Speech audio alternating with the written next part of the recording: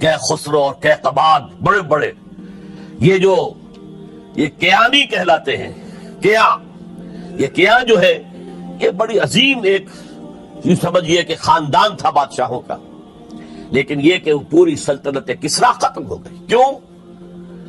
اس نے حضور کے نامہ مبارک کو چاک کیا تھا، اور حضور نے فرما دیا تھا صلی اللہ علیہ وسلم، خسرو نے میرا خط نہیں چاک کیا، اپنی سلطنت چاک کر دی.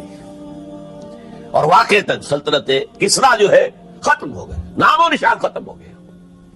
دوسری طرف سلطنت روما تھی، عیسائیوں کے ساتھ، چونکہ وہ تھی کرسچین، عیسائیوں کے ساتھ حضور کے زمانے میں کوئی براہ راست تصادم نہیں ہوا تھا.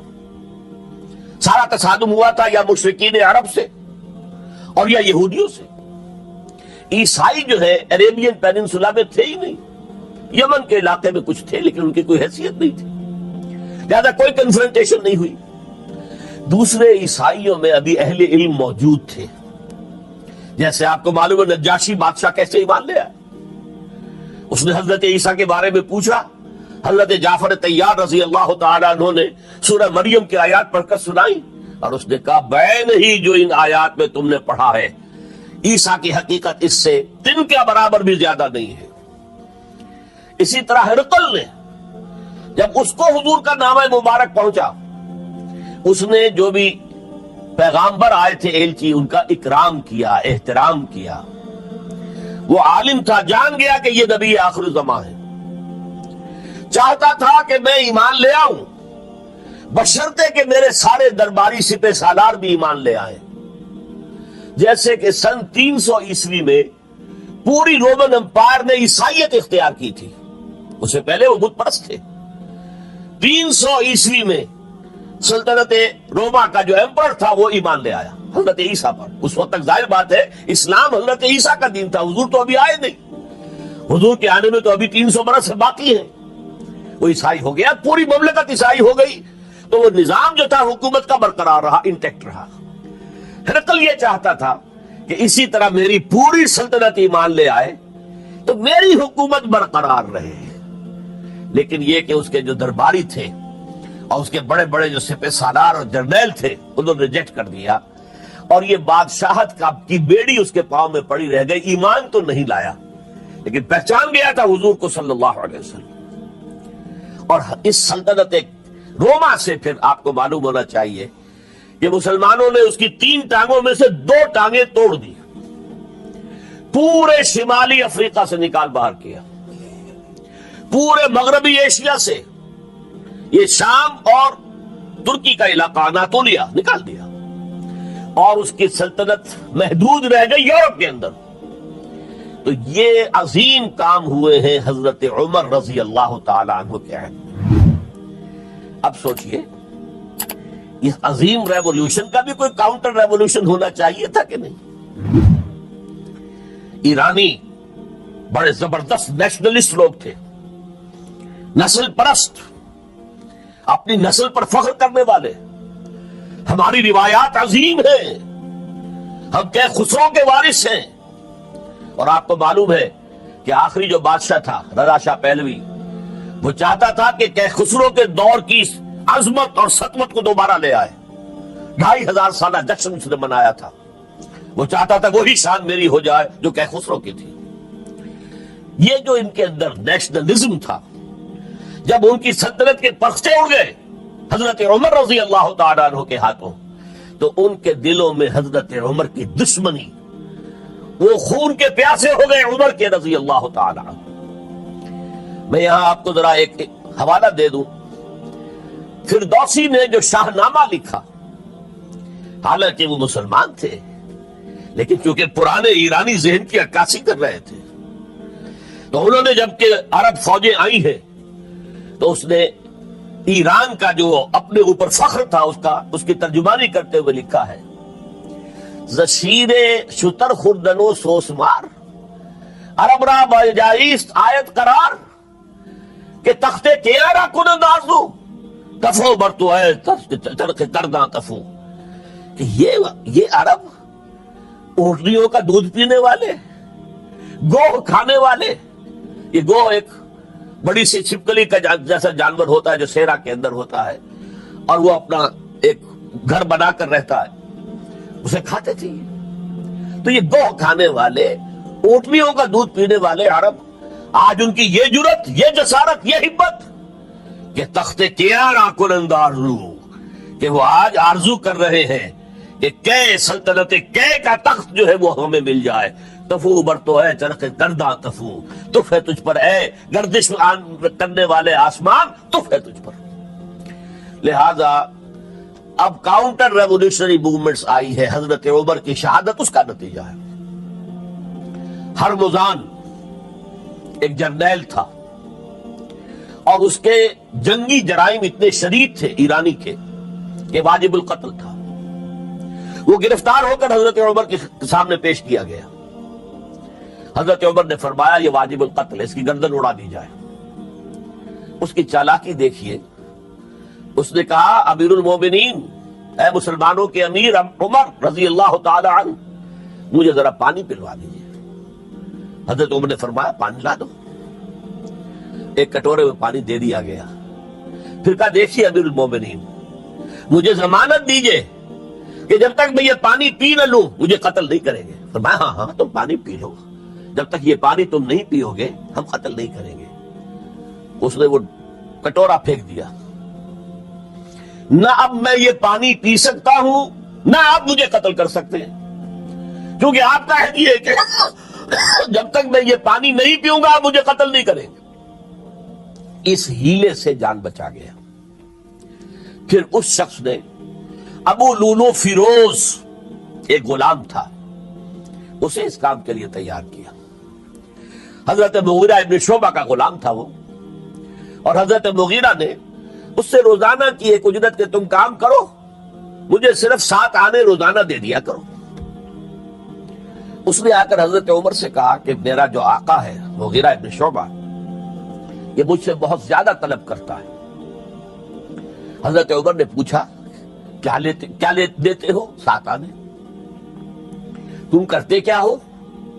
کہ میں نجار بھی ہوں، میں لوہار بھی ہوں، میں یہ کام کرتا ہوں۔ فرمایا اتنے پیشوں کا جاننے والا اس کے لیے یہ روزانہ کا ٹیکس یہ زیادہ نہیں ہے، یہ تمہیں دینا چاہیے۔ اس نے کہا میں چکیاں بھی بناتا ہوں۔ حضرت عمر نے فرمایا پھر ایک چکی ذرا مجھے بھی بنا دینا۔ کہنے لگا آپ کے لیے تو میں ایسی چکی بناؤں گا کہ جس کی آواز دنیا بھر میں جائے گی۔ وہ شخص ہے، اور ہرمزان کی سازش کے تحت وہ ایرانی جسے بعد میں ایرانیوں نے کیا کہا، جس نے قتل کیا حضرت عمر فاروق کو، حضرت ابو لولو فیروز۔ آج بھی ایران میں اس کی قبر کی تفسیریں بکتی ہیں تعداد کے اندر۔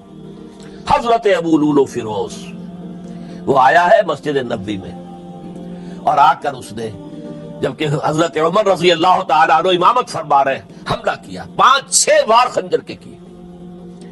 حضرت عمر رضی اللہ تعالیٰ شریر مجروح ہو گئے۔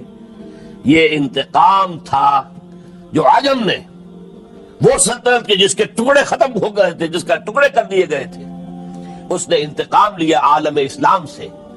سمجھا انہوں نے یہ تھا کہ شاید یہ پوری عمارت اسی ایک ستون پر کھڑی ہے، حضرت عمر ہی کے ستون پر کھڑی ہے، اس ستون کو گرا دو گے پوری عمارت گر جائے گی۔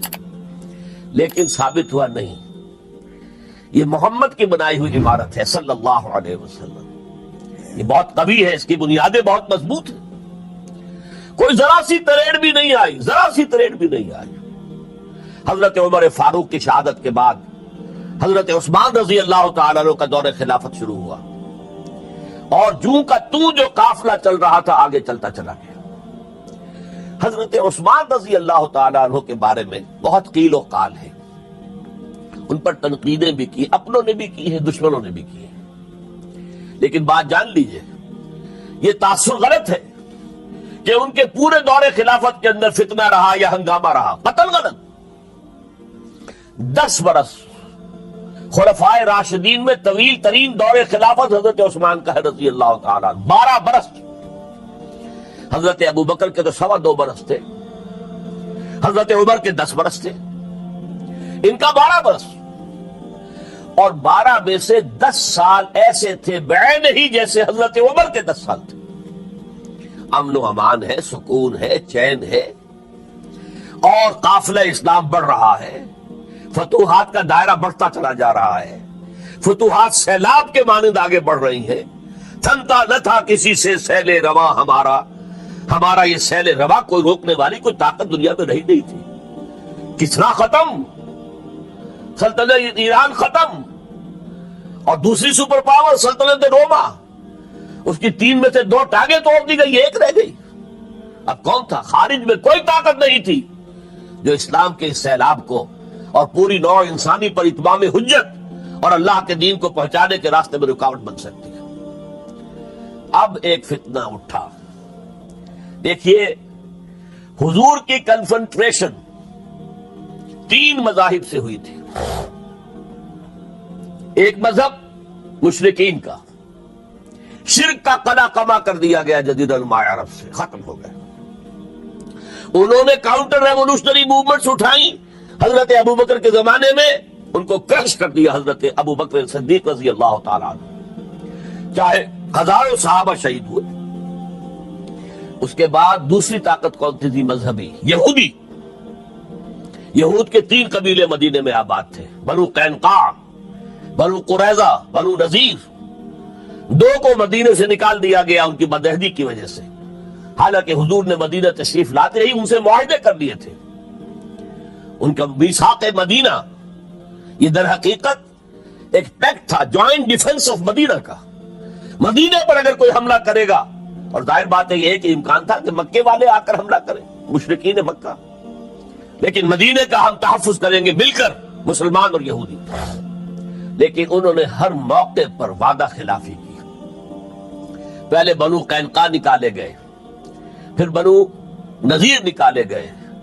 غزوہ احزاب کے موقع پر بدترین جو ہے بدعہدی بنو قریظہ نے کی، اور ان کو بڑی سخت سزا دی گئی، کیونکہ انہوں نے خود کہا تھا کہ ہمارا فیصلہ سعد ابن معاذ رضی اللہ تعالی عنہ جو فیصلہ کر دیں گے وہ ہمارے حلیف ہے، جو فیصلہ کر دیں گے ہمیں قبول ہوگا۔ اور حضرت سعد نے تورات کے حکم کے مطابق فیصلہ کیا کہ ان کے جتنے جوان ہیں وہ قتل کر دیے جائیں گے۔ بڑی سخت سزا تھی کہ جو دی گئی ہے، اس میں کوئی شک نہیں۔ پھر ان کا اڈا تھا بہت بڑا خیبر میں، وہ نکال دیا گیا، وہاں سے انہیں نکالا گیا، اس کے اوپر مسلمانوں نے قبضہ کیا۔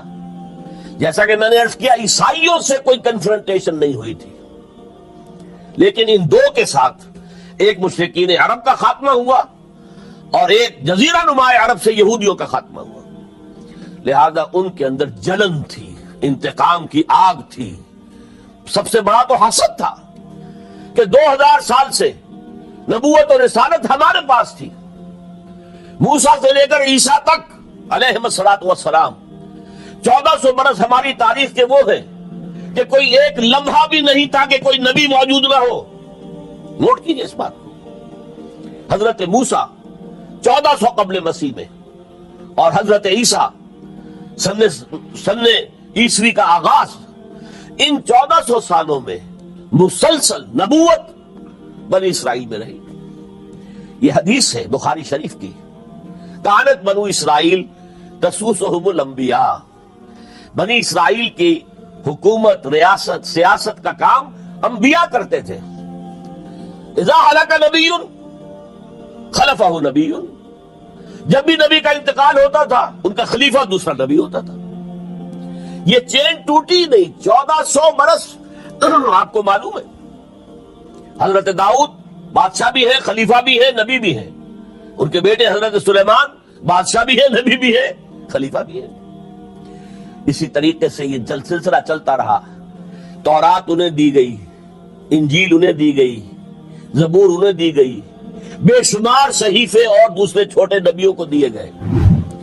لیکن پھر اللہ تعالیٰ نے نبی آخر الزماں کی حیثیت سے محمد الرسول اللہ کو چن لیا، جو اسرائیلی نہیں تھے، جو اسماعیلی تھے، حضرت ابراہیم کے بڑے صاحبزادے حضرت اسماعیل علیہ السلام کی اولاد میں سے۔ اس پر انہیں سخت رنج، حالانکہ وہ پہچانتے تھے حضور کو، ان کی کتابوں میں جو نشانیاں لکھی تھی وہ پوری حضور پر جو ہے متفق ہو رہی تھی. قرآن کہتا ہے یعرفونہ کما یعرفون ابناءہم، وہ ایسے پہچانتے ہیں محمد کو صلی اللہ علیہ وسلم جیسے کہ اپنے بیٹوں کو پہچانتے ہیں. لیکن انہوں نے نہیں مانا. بدترین دشمن، حسد کی آگ میں جلنے والے، اور آج تک وہی معاملہ ہے. ان کی نیچر تبدیل نہیں ہوئی ہے. اب جو کچھ قیامت صغریٰ آنے والی ہے مڈل ایسٹ میں، عراق پر حملے کے بعد جو کچھ ہوگا، اس سب کی سازش کس نے کی ہے؟ یہود نے. یہ ساری اسرائیلی سازش ہے. بہرحال یہ علیحدہ بات ہو جائے گی. اب انتقام یہودیوں کا آیا. یہودیوں کو یہ معلوم تھا ہم تعداد میں اتنے کم ہیں اور ڈسپرسڈ ہیں. سن 70 عیسوی میں ایک رومن جنرل ٹائٹس، اس نے حملہ کر کے یروشلم بیت المقدس کی اینٹ سے اینٹ بجائی. 1,33,000 یہودی ایک دن میں قتل کیے. اور ان کا سیکنڈ ٹیمپل جو تھا، جو حضرت سلیمان نے بنایا تھا، معبد، عبادت گاہ، ہم تو اسے مسجد کہیں گے، مسجد اقصی، لیکن انہوں نے اسے کہا ہیکل، ٹیمپل. اس کو گرا دیا تھا نبوکڈنیزر نے 587 عیسوی میں. دوبارہ انہوں نے بنایا، اسے ٹائٹس نے گرا دیا. وہ آج تک گرا پڑا ہوا ہے. آج تک صرف ایک دیوار اس کی سلامت ہے، جسے وہ ویلنگ وال کہتے ہیں. وہاں جا کر ماتم کرتے ہیں، روتے ہیں، پیٹتے ہیں. اور اس کو اس وقت سے نکال دیا گیا یہودیوں کو. نکل جاؤ فلسطین سے، بھاگ جاؤ یہاں سے، دفع ہو جاؤ. لہذا وہ ڈسپرس ہو گئے. کوئی یورپ چلے گئے، کوئی روس چلے گئے، کوئی ہندوستان چلے گئے، کوئی افریقہ کے ممالک میں چلے گئے، کوئی ایران میں آ گئے. یہ سب، اس کو وہ کہتے ہیں ڈایاسپورا. ہمارا وہ دور جس میں ہم دنیا میں منتشر تھے. جب پوری دنیا میں منتشر تھے تو ظاہر بات ہے کسی فوجی مہم کے ذریعے سے مسلمانوں سے انتقام لینا ممکن نہیں تھا. لیکن انتقام لیا ایک ایسی سازش کے ذریعے سے. ایک ایسا فتنۃ الکبریٰ جو ہے برپا کیا ہے، جس کا کہ میں ابھی آپ سے اندازہ کرتا ہوں، جس کے نتیجے میں حضرت عثمان رضی اللہ تعالیٰ عنہ شہید ہوئے. اس کو یوں سمجھیے کہ حضور کے دور میں جن لوگوں نے شہادتیں پیش کی، انہوں نے اسلام کو قائم کرنے کے لیے شہادتیں دی. اب دور خلافت راشدہ میں جو شہادتیں پیش کی گئیں، وہ اسلام کو قائم رکھنے کے لیے. جو عمارت بن گئی ہے اب گرنے نہ پائے، اسے دشمن گرا نہ دے، اس ڈیفنس کے اندر، اس تحفظ کے اندر جانے دیے، ہزاروں نے دیے. ان پر تنقید کا حق آپ کو حاصل ہے، ان سے اختلاف کا حق آپ کو حاصل ہے.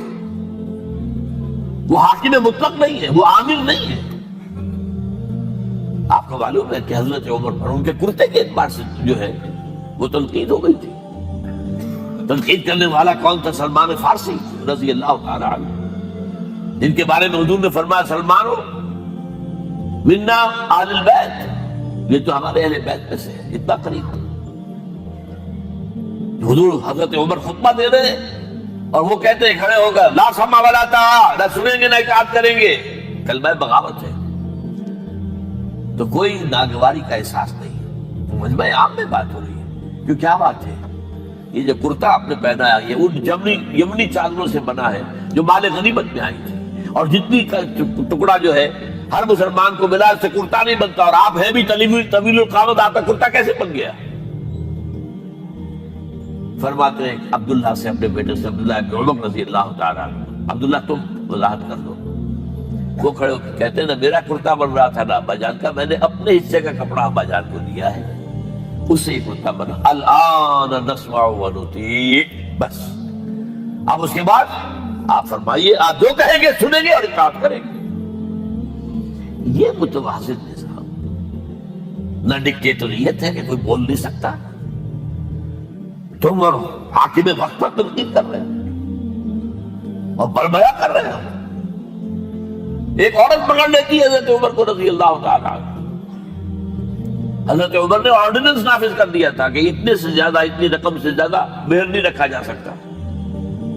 کہ عمر تم کون ہوتے ہو ہمارے حق کے اوپر پابندی لگانے والے؟ جب قرآن میں ہے وَآتَيْتُمْ إِحْدَاهُنَّ قِنْطَارًا، چاہے تم نے اپنی کسی بیوی کو ڈھیروں سونا دیا ہو تب بھی طلاق کی شکل میں واپس نہیں لے سکتے. قنطار کہہ رہا ہے، آپ کون روکنے والے؟ اور حضرت عمر فرماتے ہیں آج ایک عورت نے عمر کو دین سکھایا، آرڈیننس واپس۔ اسی طریقے کا معاملہ حضرت عمر کا یہ اجتہاد تھا کہ یہ جو زمینیں اتنی بڑی بڑی جو ہے سواد، عراق، ایران، مصر سب فتح ہو گئے، چند ہزار صحابہ، اور مطالبہ یہ تھا کہ یہ مال غنیمت ہمارے اندر تقسیم کر دیجیے۔ جیسے حضور نے غزوہ خیبر میں جو زمینیں تھیں یہودیوں کی وہ مجاہدین میں تقسیم کر دی تھی، دلیل موجود، دلیل بھی سنت رسول سے ہے صلی اللہ علیہ وسلم۔ حضرت عمر کی حکمت کچھ اور کہہ رہی ہے۔ یہ بات تو میں اپنے انداز سے کہہ رہا ہوں کہ اگر ایسا ہو گیا تو تاریخ انسانی کی سب سے بڑی جاگیرداری قائم ہو جائے گی، کتنے بڑے بڑے رقبے جو ہے صحابہ کو مل جائے گا۔ لیکن انہوں نے جو بات بیان کی وہ یہ تھی اگر یہ سارا تقسیم ہو گیا تو بعد میں آنے والوں کے لیے کیا رہے گا، اور جو فوجیں اب ہمیں پورے نظام کے لیے رکھنی پڑے گی ان کو کون سپورٹ کرے گا، ان کے لیے کہاں سے خرچہ آئے گا۔ تو انہوں نے طے کیا کہ یہ مال جو ہے مال فے ہے، یہ بیت المال کا ہے۔ جو مال غنیمت ہے وہ صرف وہ ہوگا جو عین محاذ پر حاصل ہوا ہے، ہتھیار ہیں یا بھیڑیں بکریاں ہیں یا اور جانور ہیں، یا وہاں پر جو پکڑے جائیں گے قیدی وہ غلام ہوں گے، وہاں پر اگر عورتیں ہوں گی پکڑی جائیں گی، کنیزیں ہوں گی۔ یہ نہیں کہ پورے ملک جو ہے وہ غلام بنا دیے جائیں اور پورے ملک کی جو زمینیں تقسیم کر دی جائیں۔ بعض صحابہ کھڑے ہو گئے نہیں، اب حضرت عمر نے ٹریبونل قائم کیا ہے، 5 صحابہ اوس میں سے 5 خزرج میں سے بیٹھ جائیے، وہاں اپنا بھی وہ پیش کیا نقطہ نظر، باقی انہوں نے بھی کیا، وہ ٹریبونل نے فیصلہ کیا کہ عمر کی رائے صحیح ہے رضی اللہ تعالیٰ۔